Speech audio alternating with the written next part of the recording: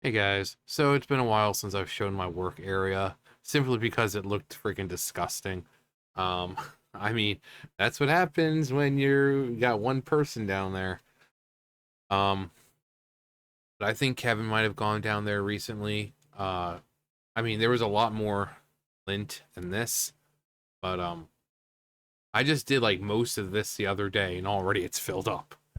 Um, I mean, it's like I said, it's like about with the water type thing where you keep drinking to a certain and then the jerk waiter comes over and fills the glass up, and not only fills it up, he like overflows it, and that's what it's like. So I can never just pick up where I left off, or think of it like an old Nintendo game where there's no saves. And you kind of have to just do it all in one sitting, or you have to pick up from where you left off, or start all over again. Because there's, I mean, you could say, oh, well, you could just leave it on and, but, sometimes, your parents don't want you to leave the video games on all day and night just because you can't save it. So, you get like, you spend 30 minutes, playing the game, and then like, oh, well, got to turn it off. So then you got to start all over again. You get same thing. It's like every day you get like 30 minutes. And so you keep getting to that same point, but then you have to keep restarting because you only have 30 minutes and you can only go so fast in the game. But this is what the area looks like right now because it looks a lot better. Uh, they finally got all this crap out of the way. There was uh, this is like all fluff. There's like this is basically nothing. I came in today and I thought it was a lot, but then I felt it and it was like they're just like really big sheets, and they're like maybe like that thin. And so if I put it all in, it looked like it'd be a lot, but it's not. I could put all four of those buggies in and it'd be perfectly fine. I wouldn't even have to crush it once. There's like maybe 6 boxes of plastic. There was like 2 boxes filled with like random boxes, different sizes.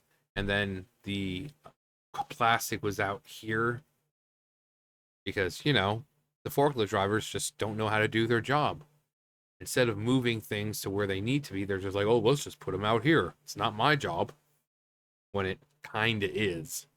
Um, Here's all the. I think this was the end of the day. So, uh, the one right there, that's where it starts. Because I put in um lint on Wednesday, and I'm like, oh well, if Kevin's down here, no, I went and the same lint was in there. So I'm like, well, guess that means no one was down here. So, um, here's that. This area, there was like all of this was filled.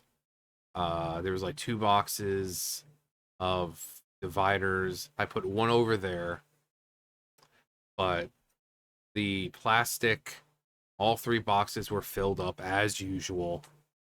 My boss came down because she was asking about wires, and she's like, we did you need wires? I'm like, yeah, I left you a note on a Wednesday saying need wires. And then she said he. She didn't say who, but she's like, oh, he said that we had wires. I'm like, no. If we did have wires, they would have been like, right here, because that's where they put them. I'm like, there's no wires. The ones we have over there, like over here, it's all we have. We have like maybe a bundle and a half. I'm like, that's all we have, and that's why I said we need wires. She's like, oh, okay. And then she's like, are you planning to do a thing of plastic before you leave? I'm like, yeah, like I always do, because I'm doing plastic essentially every day I go in. Because I went in the other day and all of these were just completely like stacked up, piled up. And then I go in today and it's just as bad. I'm like, where does all this come from? Half of the machines aren't even working. So it's like we don't have to unload the material. Like, where's all this plastic coming from? But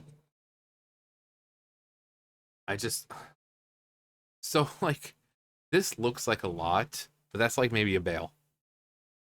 Back when I first started doing that, That's maybe 50, 60 bags, which it would take a while, but I could get into a bale.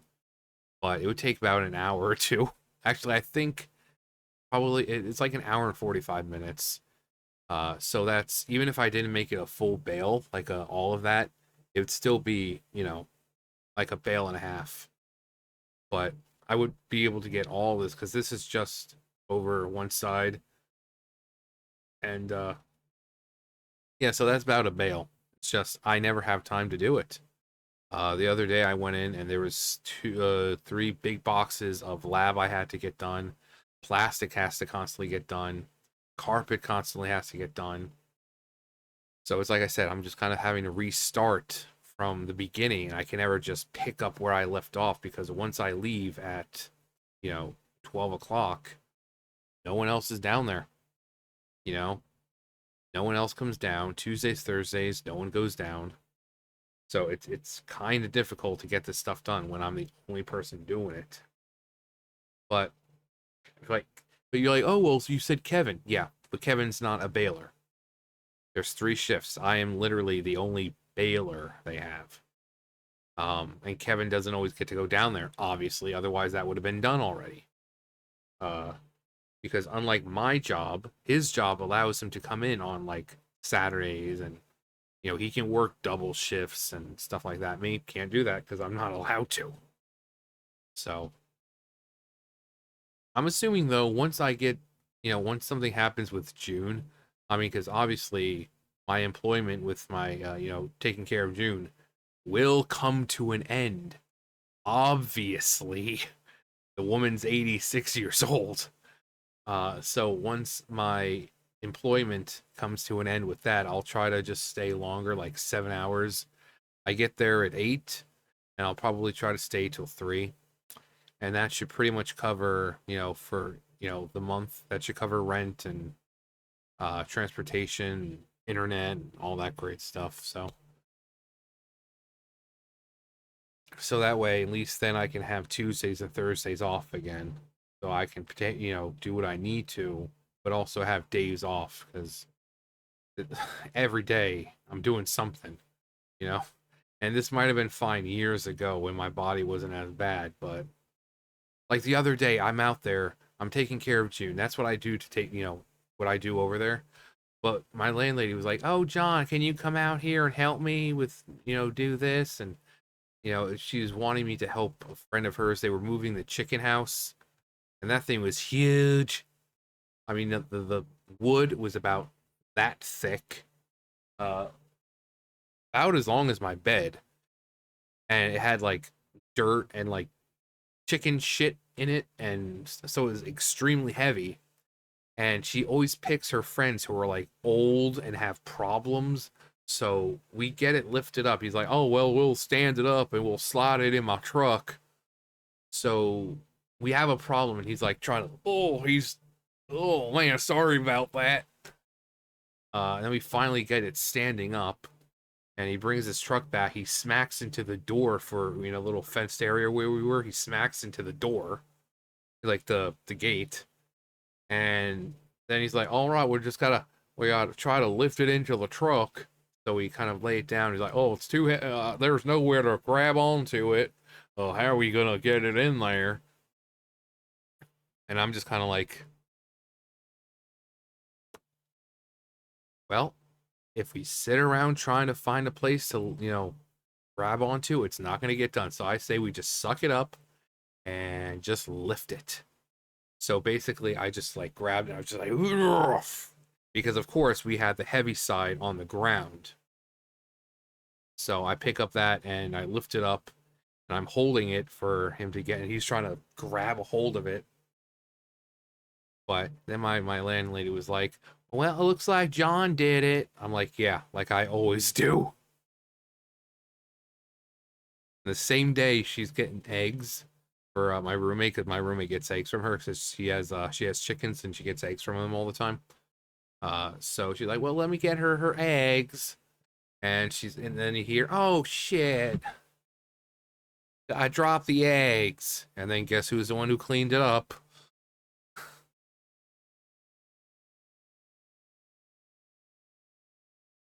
But I do like going over there with the fire, though. They've got the stove, the wood stove. So she's like, well, just make sure you don't let the fire go out.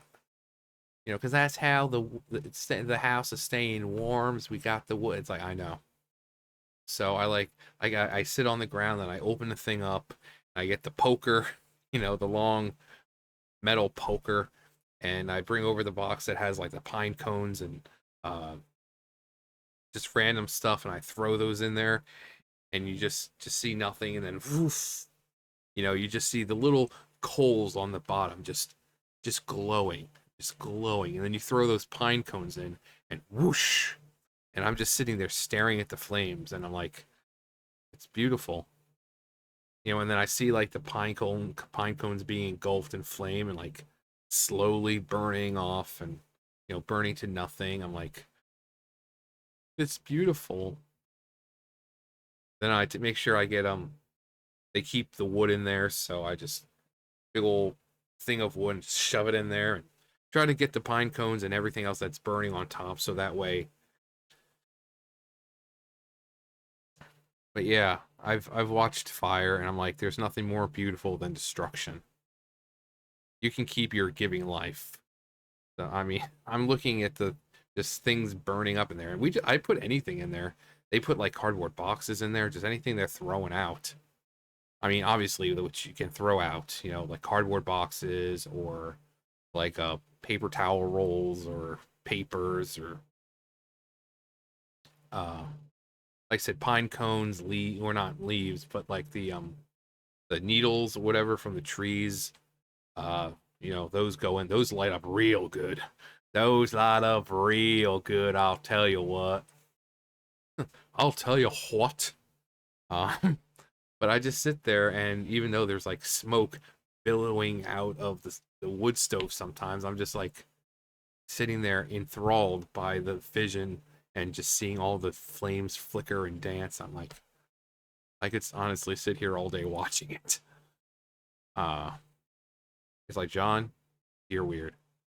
Come on, you've never seen a flame or flames and just been completely, it's like, but yeah, I do that. I'll go outside and feed the turkey. I like the turkey. You've seen the turkey. It's following me around. It's like, give me food. I just go out there with some bread or whatever. But I'll go down, do that, and I'll feed the goats, and then even when I get home from work, I don't really relax at first. You know, I got off like today. I got off work. I didn't even come home. I went directly straight to Dollar General. I'm like, just drop me off at Dollar General. You know, so I didn't even, and then I've got the babies outside, of course, and Grandpa's work is never done. So there's that. Never done. So there's that. Now Roxas has gotten comfortable in the house, and he thinks he can just kind of like run in whenever he wants. Like he doesn't even give me a chance to open the door. When I leave, he's just like trying to sneak his way in. He's come in before. Like she'll go out, and like I'll go out there, and like he's inside. I'm like, Roxas, what are you doing? You're not supposed to be in here when she's here. It's only when Grandpa's here. But I was usually at night. I'll bring him in, but I'll just kind of keep him in here.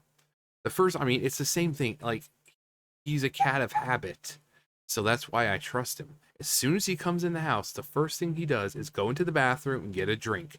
You got the little cat fountain that's got little cat fountain in there. So the first thing he does when he comes in the house, he runs into the bathroom and gets a drink. During the day, if I'm the only one here, then he'll go out there and get something to eat. And then once he's done, he'll come in here and take a snooze. But unfortunately, at night, I let him come in and he'll go into the bathroom and get a drink. And then well, he won't do it himself, but I have to bring him in here. So, but he's a cat of habit. So, but then when he's in here, he expects treats. And I mean, I opened up this not too long ago, and it's already pretty much gone. I just kind of, I just kind of do that, open up and just all, onto the bed for him. So, but he's a good boy. That, and he'll look at that thing, and he'll just like try smacking the bells. I'm like, Roxas, stop. And he's like, Roxas, stop. And then lately I've been like under the covers, and he'll just like start attacking my leg from under the cover, but it's like my right leg. He never attacks the left. It's just the right leg. Like he senses something in it. But because he's an outside cat, I can't trim his nails. So he's digging into me with these sharp freaking nails. And I'm like, Roxas, can you please stop? Like seriously, just stop. Stop it. Get some help. But yeah, moral of the story is I do a lot, which is why I'm so thin and fit. No, I'm not thin and fit. I'm not fat either. I'm not big. Like honestly, if you look at my go to my Instagram and look at the picture of me and my nephew, you'll see I'm not big at all. I've got a little bit of a belly, and that's about it. And lately, when I lose weight, I obviously you can't see it because of the light and all that, but when I'm able to start, seeing and feeling my veins, because I have small veins, but when I can start seeing them and feeling them, I've lost a lot of weight. Um, my pants, the pants that I wear for work, at first I had to like I had to keep tying them. Now, because they're just at first actually no, they weren't that big. Weren't they actually kind of close fitting at first when I got them. I got them not because they were um like big, but because they stretch. They're basically like pajama pants, but that because they're stretchy. I'm like, oh, well, this would be perfect because every time I buy jeans, I have to buy a new pair like every 2 months because after so much bending over between my legs just rip. So I was like, okay, well, this would be perfect. And I've had those for like 3 years, like basically since I got back at the factory. I've had those. So for 3 years, there's no rips, no tears. But after a while, I didn't have to, I first when I got them, I didn't have to tie them, tie the string on it.